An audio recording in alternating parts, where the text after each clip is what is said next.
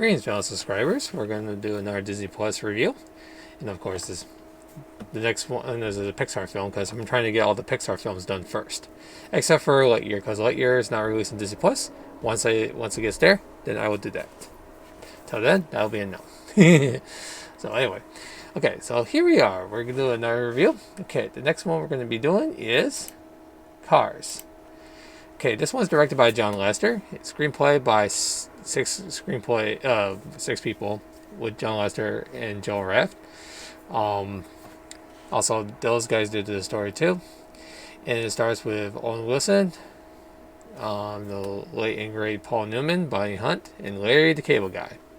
I'm not sure what's his last name, but I think we'll call him the Larry the Cable Guy anyway.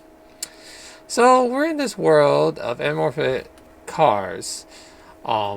They're in the show The Race of the Dinoco 400. Hey, Dinoco! Do you remember that Dinoco thing? Oh yeah, car. Toy Story. Because Toy Story, they showed that about Dinoco. So I was like, hey, why not get the Pixar universe and put Dinoco in the mix? So anyway. So, yeah, there's a race, a big race, and there's like three racers are trying to face each other. Okay, one is Chick, aka Chick Hicks, voiced by Michael Keaton. Also, the strip to Keen Weathers. Keen's also voiced by the famous NASCAR racer Richard Petty. And also Lighting McQueen, voiced by Owen Wilson.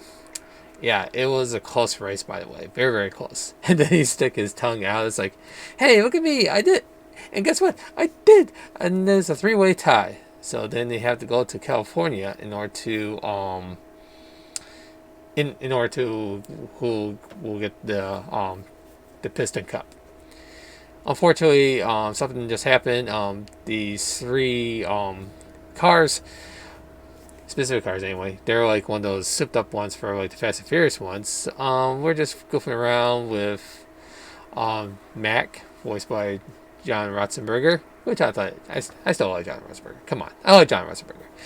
So anyway, they opened his trailer by accident, and then he slipped away without he knowing, and then it's like, oh crap, oh no, what the heck, where the heck am I? Oh no! And then he went to the wrong way, and then he got to the famous Route 66.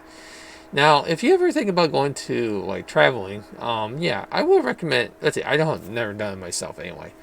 But in my opinion, if you want to go on vacation, yeah, Route 66, actually, it's a very good area. You got like, I think there's like 8 or 9 states that you can go through, and there's like attractions and stuff like that. I think that would be a good vacation vibe if you're thinking about getting a vacation that doesn't cost way too much, despite the gas price and all that. But if you can be efficient there, why not do that anyway?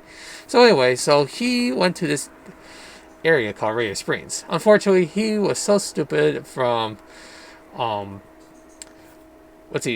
he thought an officer was trying to shoot him, which is like, a ragey film about gunshots. Okay, nah, that he has problem with his gasket. Anyway, he was chasing him until he did some stupid things. Looked like a Looney Tunes vibe.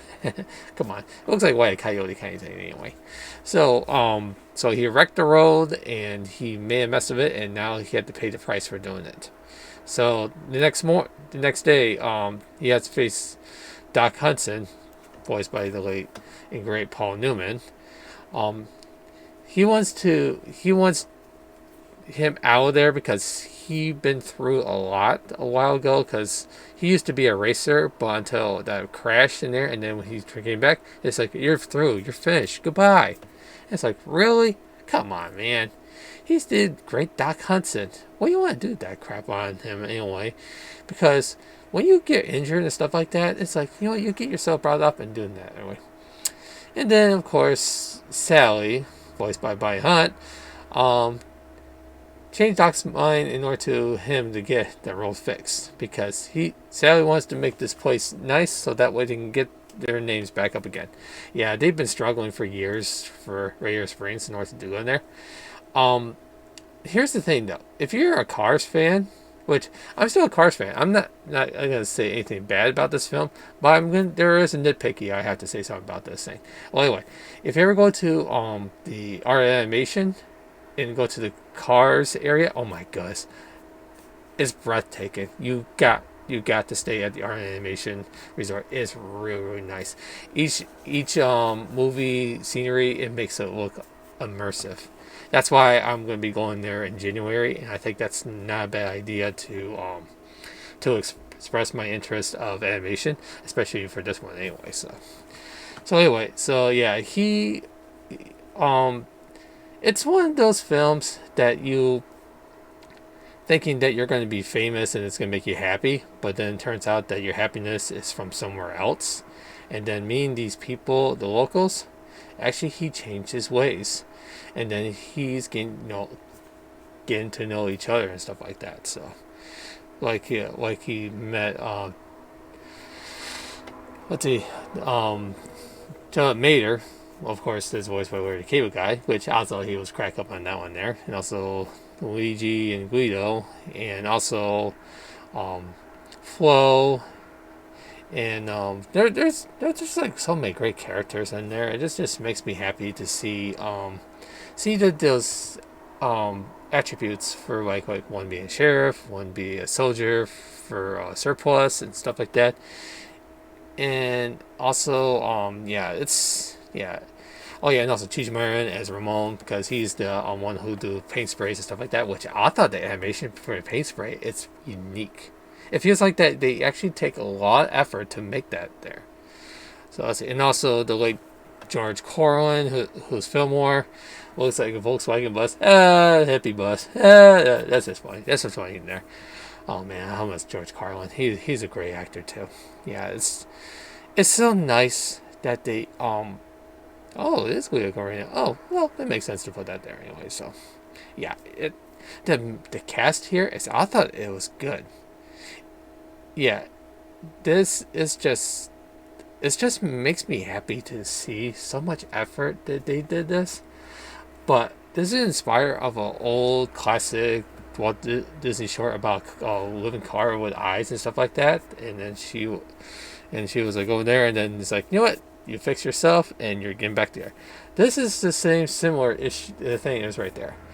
The only negative thing I can say about this is just it's not as original as it needs to be, because you went through this before so many times, and that's the only big draw of the thing.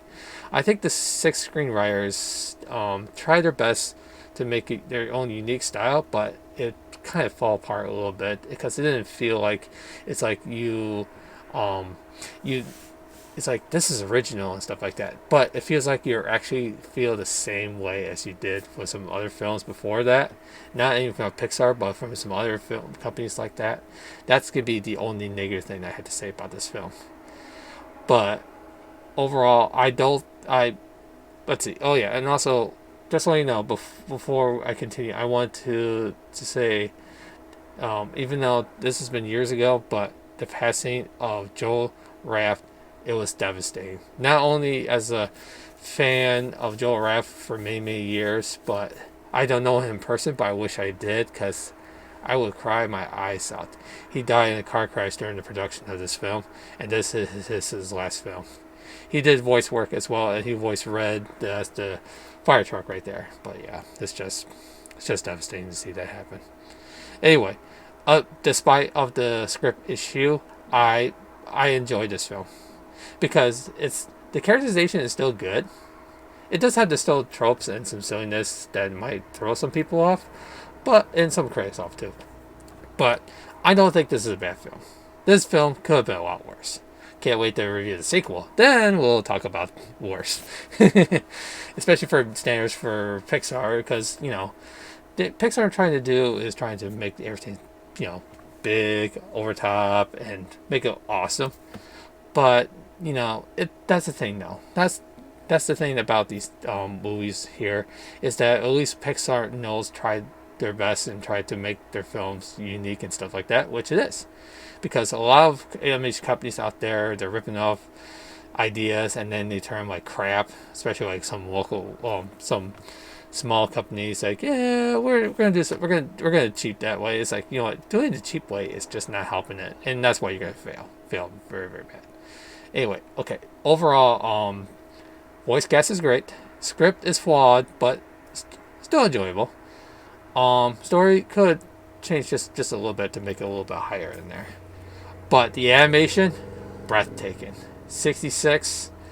Um, the lights, the colors. But the Razor Springs itself is breathtaking. It feels like you're actually there, and I do enjoy that idea.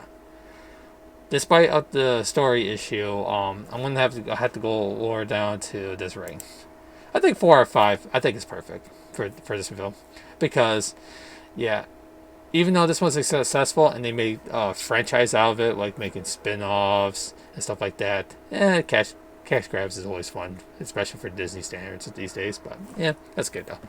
Anyway, so yeah, that's what I'm gonna give it. I'm gonna give it 4 or 5. It's still enjoyable. I hope you enjoy it, and if you want to go to the animation resort and go to that there, yeah, go see these movies first and see if that's a good vibe for you.